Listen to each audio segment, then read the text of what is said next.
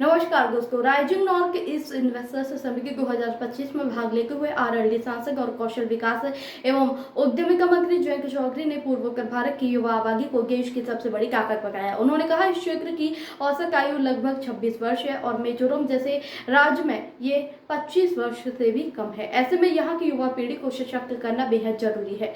इसके लिए शिक्षा प्रणाली में सुधार और कौशल विकास के अवसरों को जमीनी स्तर तक पहुंचाना प्राथमिकता होनी चाहिए। इसी क्रम में उन्होंने मिजोरम के आइजोल में एक पायलट अप्रेंटिसशिप योजना की शुरुआत की, जिसका उद्देश्य 26,000 युवाओं को गुणवत्तापूर्ण प्रशिक्षण देना।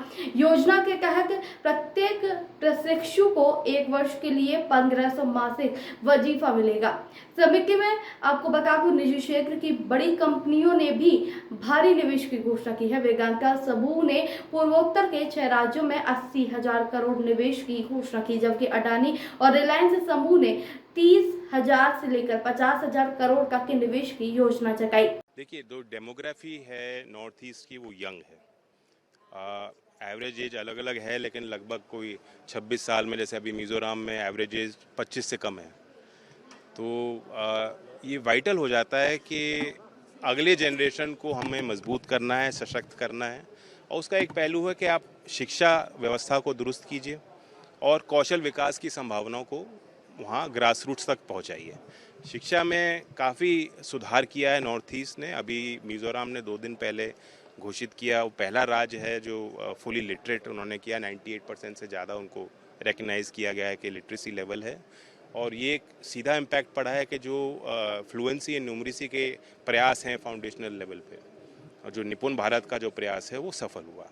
साथ ही एनईपी में भी क्षेत्रीय भाषाओं को, मातृभाषाओं को जो वरीयता दी गई है, ये सीधा प्रमाण है कि नॉर्थ ईस्ट के बच्चों की जो लर्निंग आउटकम्स हैं वो इसलिए सुधरे हैं क्योंकि उनकी मातृभाषाओं का प्रयोग किया जा रहा है।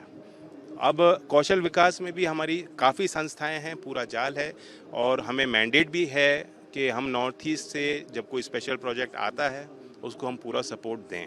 नेशनल अप्रेंटिसशिप प्रमोशन स्कीम जो हमारे मंत्रालय के अंतर्गत है, अभी हमने स्टाइपेंड सपोर्ट डबल किया है सिर्फ नॉर्थ ईस्ट के लिए। तो ये एक उदाहरण है। अभी आईटीआई स्कीम भी अपग्रेड होगी, 60,000 करोड़ की पूरे देश में होगी, वहाँ भी नॉर्थ ईस्ट का ख्याल रखा जाएगा। आपको बता दूं, इस निवेश से न केवल स्थानीय रोजगार को बढ़ावा मिलेगा, बल्कि क्षेत्रीय औद्योगिक ढांचे को भी मजबूती मिलेगी। प्रधानमंत्री नरेंद्र मोदी ने समिति का उद्घाटन करते हुए पूर्वोत्तर को विकास का अग्रदूत बताया और क्षेत्र को अष्ट लक्ष्मी के रूप में विकसित करने की प्रतिबद्धता दोहराई।